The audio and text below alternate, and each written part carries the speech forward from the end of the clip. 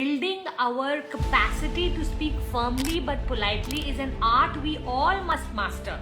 So look at how can you master that art? How can you, especially the time you're feeling like complete chaos inside your body, see if you can take a deep breath and go, you know what, I'm going to say everything I want to say, but I'm going to say it with a tonality which is super sweet.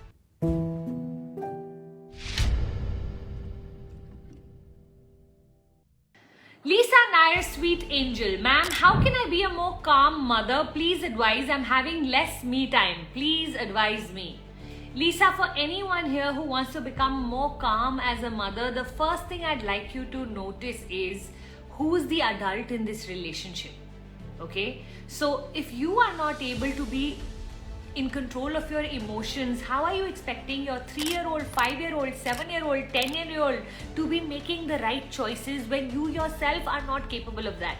Why am I starting with this? Because I feel like one of the biggest mistakes we as mothers are landing up making is not realizing that that is a child in front of us who's still learning. We want him to have a willpower of a 25-year-old where he should know when he's supposed to stop the TV. He should know how much to play. He should know how clean his room is supposed to be. She should know about how much homework she has. She should know.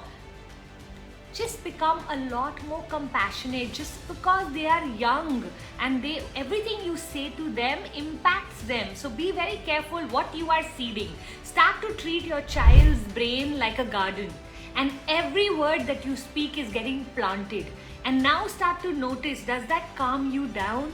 Do you start to become more mindful or conscious as a parent? That will really help you calm yourself down. Like for me, every time I touch my children's door, I always say this to myself, Pooja, your best self. Or Pooja, relax. Pooja, deep breathe. It's all gonna be okay. Don't come from a place of fear. Fear that their life won't work out. Fear that their education won't work out. Fear that they won't do well in school. Don't come from that place of fear. Come from a place of love that no matter what, it will all work out.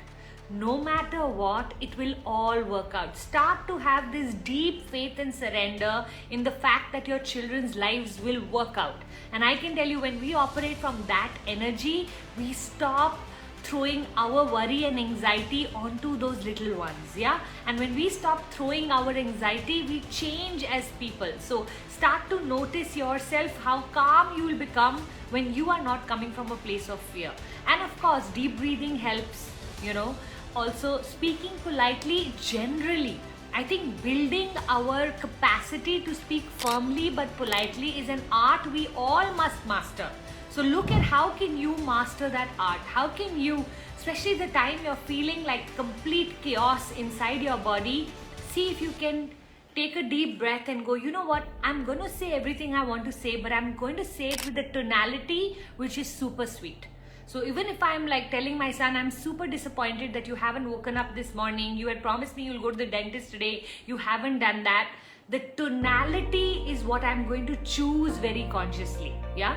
You start to choose your tonality every day work with your tonality. A time will come where people will just start to notice that and respect that, and you are going to start to love the fact that you have such command over your emotions. Remember, it's our tonality that gives away our emotions, correct? Get a hold of your tonality, practice it. What's going to make you reach there? Practice, yeah?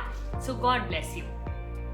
Gaurav inspires. Our children are also God's children too, and they are blessed with divine qualities just like you and me. So true. And you know what? Learning to remember all of this matters. I can't remember actually too many instances in my life where I've really shouted at my kids or screamed at them, because for me, I saw God in them. And for me, screaming at God is not an option, and I would see in them that, oh my God, God has given me these children. And I remember somebody very beautifully once saying that when you want to fix a flower blossoming or grow a flower, you don't fix the seed, you fix the environment. So the more we can work with the environment of the children, you can be rest assured the flower will blossom. Some children blossom later in life, some children blossom earlier. Be careful that you don't get into the race of comparison with other children. Let your children blossom when they blossom. Yeah? Have that patience and that faith that they will blossom. After all, they are your children. God bless you.